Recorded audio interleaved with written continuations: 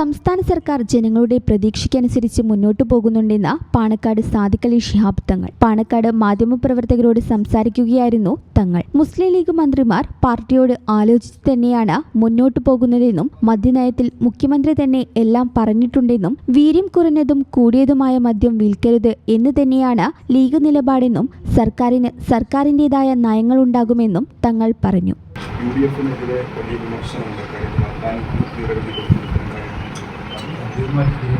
Adani group business ഗ്രൂപ്പാണല്ലോ, അങ്ങനെയൊക്കെ അവരുടെ അഭിപ്രായങ്ങൾ ചെയ്തിട്ടുണ്ടാവും. പക്ഷേ ഗവൺമെൻറ്റാണ് ആദ്യമായിട്ട് തീരുമാനിക്കേണ്ടത്. ഈ ഗവൺമെൻറ് ആ കാര്യത്തിൽ വ്യക്തമായ രീതിയിൽ പരിശോധിച്ചിട്ട്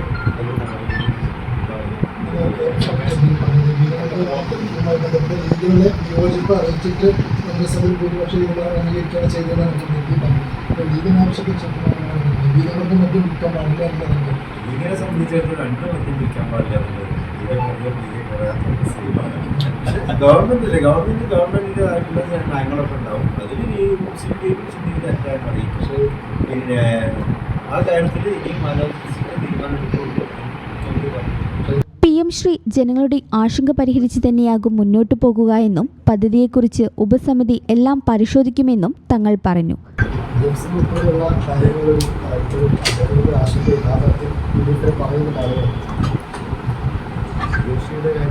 ഉപസമിതിയെ ഗവൺമെന്റ്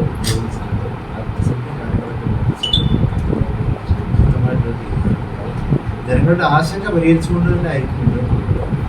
കുട്ടികളുടെ വിദ്യാഭ്യാസ കാര്യമാണല്ലോ. വിദ്യാഭ്യാസ കാര്യത്തിൽ കേരളത്തിന് പാരമ്പര്യമുണ്ട്. ആ പാരമ്പര്യം അനുസരിച്ച് തന്നെ ആയിരിക്കും ഇനി നമ്മുടെ കുട്ടികൾ പഠിക്കുക. തിരഞ്ഞെടുപ്പ് കമ്മീഷണറായി ശേഷാദ്രിനാഥിന്റെ നിയമനത്തെക്കുറിച്ച് അദ്ദേഹത്തിന്റെ പ്രവർത്തനങ്ങൾ എങ്ങനെയെന്ന് നോക്കട്ടെ എന്നായിരുന്നു തങ്ങളുടെ മറുപടി. ഇപ്പോൾ തന്നെ മുൻവിധിയോടെ കാണേണ്ടതില്ലെന്നും തങ്ങൾ പറഞ്ഞു. ഈ channel news Malappuram. BSc optometry ഒരു പ്രൊഫഷണൽ കോഴ്സാണ്. ഇതൊരു പ്രാക്ടിക്കൽ ഓറിയന്റഡ് കോഴ്സും കൂടിയാണ്. ക്ലാസ്സിൽ പഠിക്കുന്നതിനേക്കാൾ ക്ലിനിക്കൽ എക്സ്പോഷർ കൂടുതൽ വേണ്ടൊരു മേഖലയും കൂടിയാണ്. അൽസലാമ ഐ ഹോസ്പിറ്റലിൽ ആവശ്യത്തിലധികം ക്ലിനിക്കൽ എക്സ്പോഷർ നമുക്ക് ലഭിക്കുന്നുണ്ട്.